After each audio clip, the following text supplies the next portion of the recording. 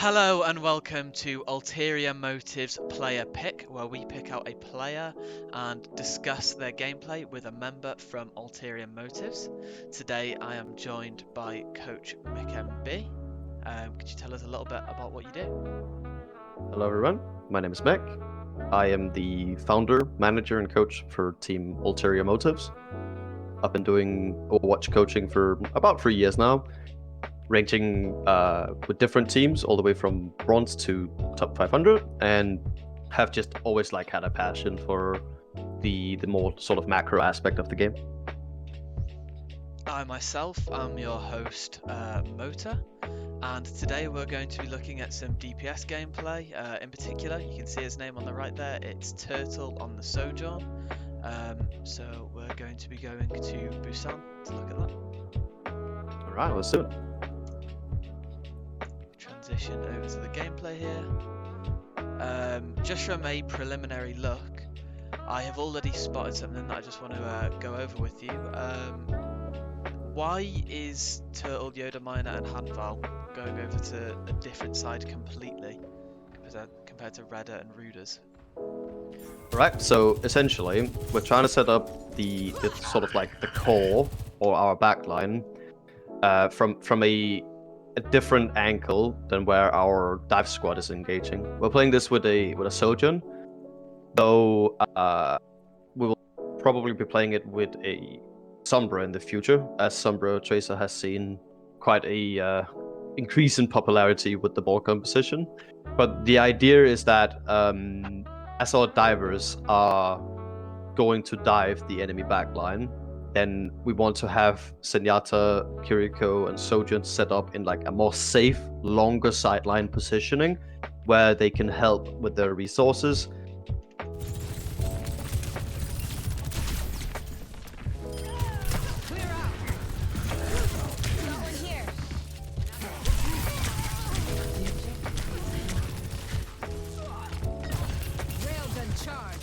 Taking the point. Fall in, team.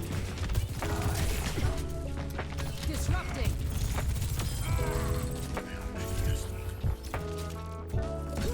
Hello. Over there. So I'm interested, why did Turtle start on the right side but it's now rotating back over to this left side again? Right, so essentially we do a little bit of pre-fight scouting with our composition, trying to figure out if they're gonna path left or right, if they're gonna go main. Just sort of get an early information on what is happening. So as soon as Turtle realizes that they're not going to be on the right side of the map, we do a rotation to the left side so that we can set up like an early poke angle. Because especially with Sojourn, it's extremely important that you have like a very sort of high uptime with your farming railgun. Like you want to farm railgun as soon as possible in fights. So it's really important that you always take a sort of aggressive angle. Tango in sight. I believe we're about to see that here now as well. Power slide away. Taking the high ground here, and we just do that so that we can take an off angle onto the fight. We can just kind of pick them apart. As for them to cross to the high ground, they either have to walk around or expend some movement ability. And just through the pressure of our ball and through just pressure of our Sojourn, we pick them apart. And now we're right back to that off angle, pressuring, just farming railgun, seeing if we can get like an early cooldown force or an early pick with the headshot.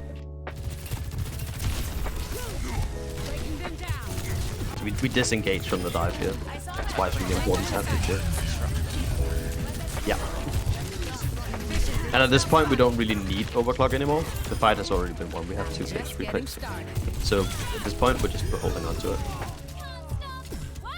Getting pressured a little bit lost in the source, but we use our shift just to back off. Trying to take some safety, chill for a little bit. Just an interesting thing here, this is the first time that the enemy team is actually going to push around right side.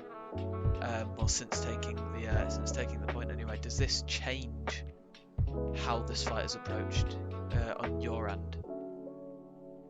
So the only thing that's really changed now is that they have some sort of cover, and they have like the closed space of playing around the inside bungo, near the coast side. So essentially, we can still pressure them and we could spam them to make it difficult for them to path into open. But like a dive on them with ball and tracer is going to be more difficult inside the closed space, as we are not guaranteed to have kind of sidelines from the back line and from the sojourn. You know, the back line is one angle, the sojourn off angles, tracer pinces, and ball engages. Let the Kitsune guide you. Railgun charge. I just want to pick up on the fact. So Turtle decided not to step into the Kitsune there. Is there a reason behind that, or?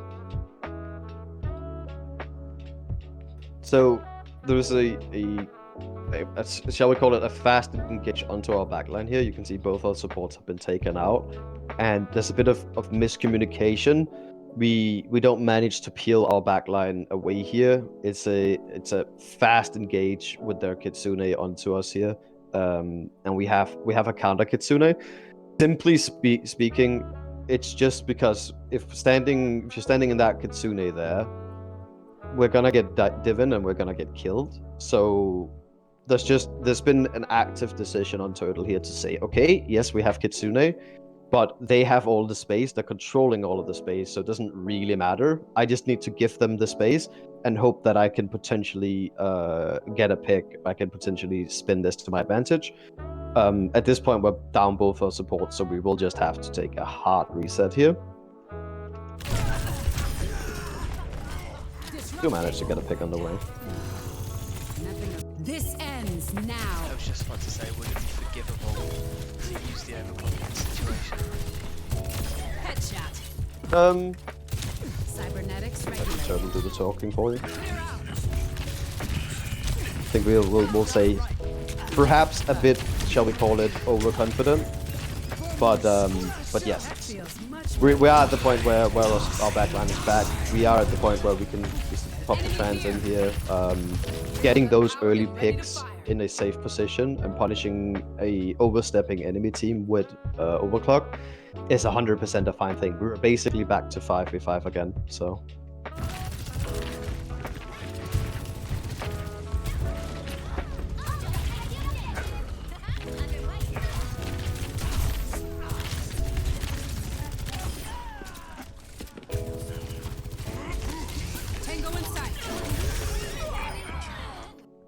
Would it have been a safer option to be maybe playing a little bit further back on that corner that is available behind? Would that have been the play in that situation?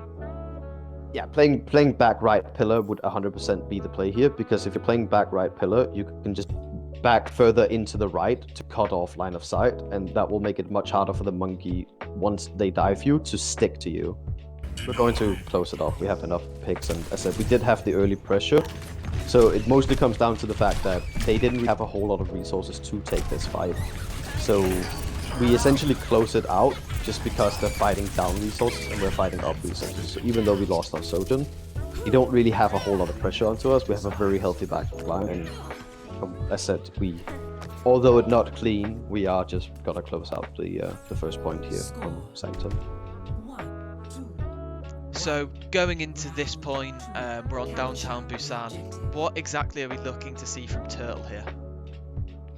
We're looking to see an aggressive setup on left or right off angle, probably taking space around the point, throwing in disruptor shot, trying to stop their engages. Certainly playing that high ground and that cover of the point is what we're looking to see here. We are a bit slow in the rotation, and we get a Suzu here, so we don't quite need to use Tower Slide. Get a lot of pressure out here, just using the cover of the point, using the high ground to our advantage here to stop their engage as much as possible. This is our objective now. Even the enemy team is not really gonna bother. They realize that they're down.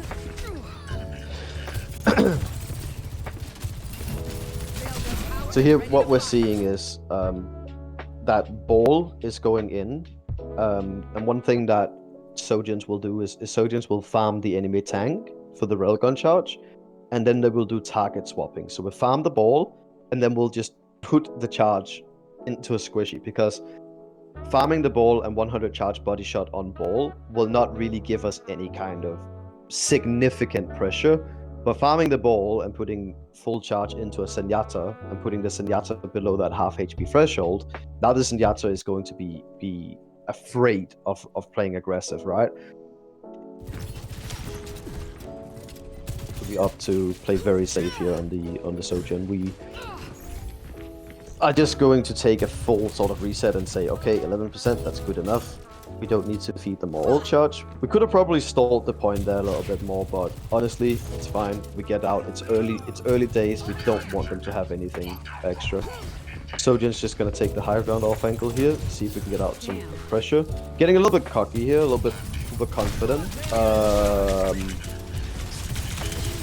Not something you usually like to see, because getting picked off early is very, very not good. Like you said, just You can see chilling out. that just chilling, waiting for space, waiting for engages, right?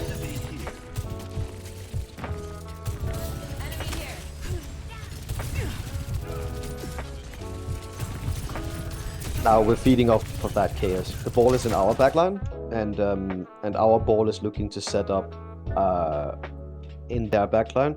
So now we're just looking to shoot in on the squishies. Essentially, we're looking to feed off of the chaos, so to speak. Down our Yoda. We're getting pressured here a lot. As you can see, it wasn't the right time. It was the time to stabilize. We don't manage to stabilize. I think we wanted to rotate out, but we're getting really pressured here. Okay. Clutch play by ball coming in and feeding off of that pressure. I would say we got overconfident in that duel too. I would have probably just leveraged my shift and gotten out. Susie to come. Lovely day.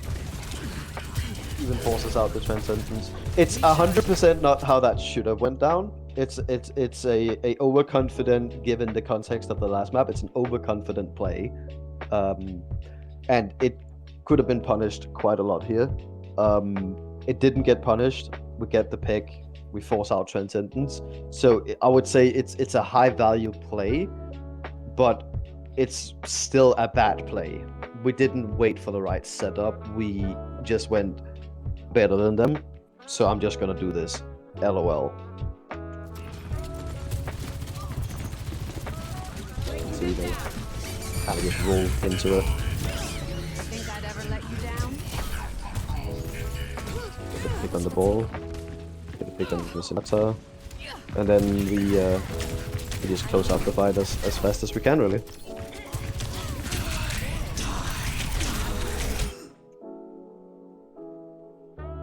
A bit overconfident, not sliding away though. Yeah, we see a big blossom here. We see we didn't really expect them to be counter committing to that, given the fact that we were up in the play. So again, it's a play of like playing close to a Reaper, even though we could have probably closed them out on distance, just because we felt like they had probably already lost, so there wasn't going to be any kind of response to it. Luckily for us, we do also get a pick onto the Kiriko, so it's still in a redeemable state, albeit we'll have to play slow now. We have to give up space. We cannot have anyone else die. If anyone else dies here, it's essentially just a hard reset rather than a stabilization.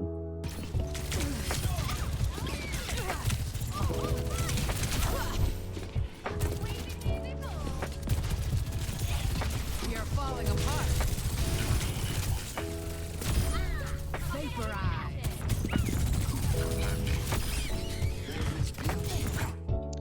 You do give up the point there. Is that going to affect how the fight is taken on the enemy team's end? You can see now Turtle picking up 2 kills, probably looking for more now, but Neko and Yerms, the Reaper and Kiriko, are going to try and re-engage. Is there any potential that they see themselves maybe cleaning up this fight that I'm just not seeing, or? No, they flip the point because simply they can. We forget about the point a little bit. It's a misplay on our part. The fight is won though, so I'd expect that we just have one person chilling on point at this time. Like we'd just see like Kiriko and Sunyata chilling on point, and then Turtle will be looking to just clean up fight as much as possible here.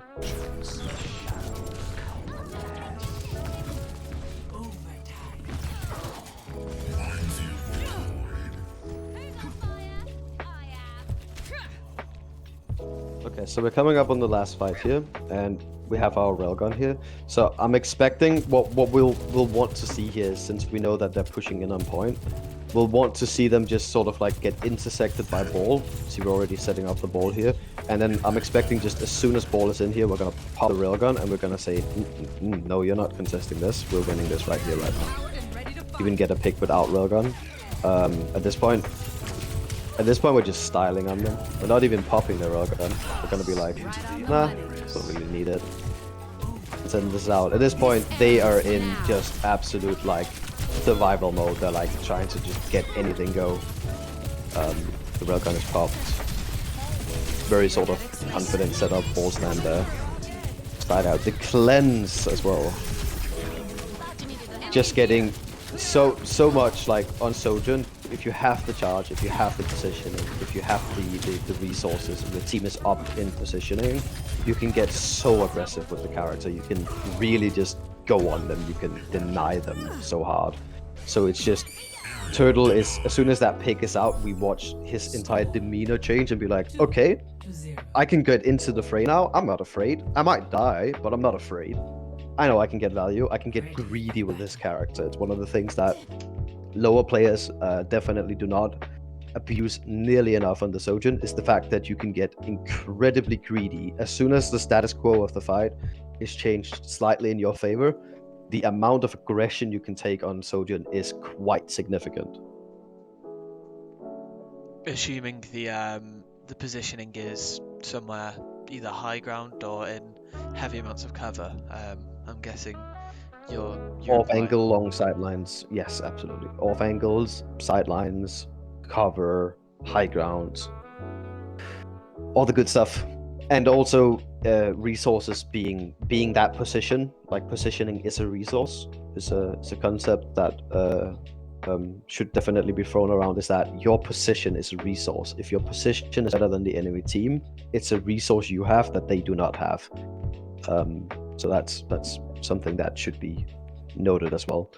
But also just anything like a pick or our ball slamming and forcing out Susu will essentially just mean that we are up resources.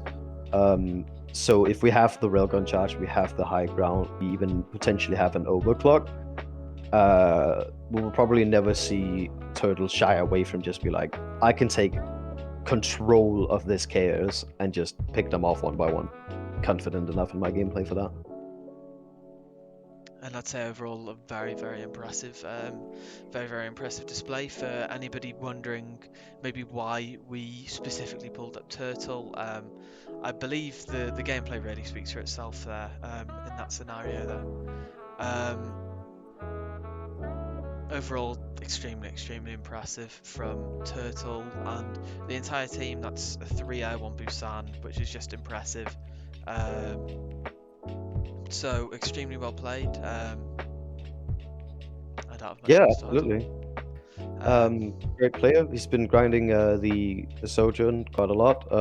Come a long way with the Sojourn gameplay in general, both as a shall we call it like ranked player, but certainly also the team aspect. Sojourn, great communication and have off days, have mistakes in their gameplay, sure, still, but it's also a person that can really take the control of a game into their own hands and turn the tides of a game with a arguably extremely busted character. Nerf, please, Blizzard. Just get rid of her. I know it's not going to happen. You want to release her mythic skin before you nerf her, but please just do nerf her. Extremely great character, extremely great player. definitely have the potential to go a lot of places with the amount of dedication we're seeing and coaching. So I don't have much else to say. I'm Coach McNB, and Thank you this for is my watching. team. Yeah, Yeah, thanks for watching. thank you very much. I'm sorry, apples.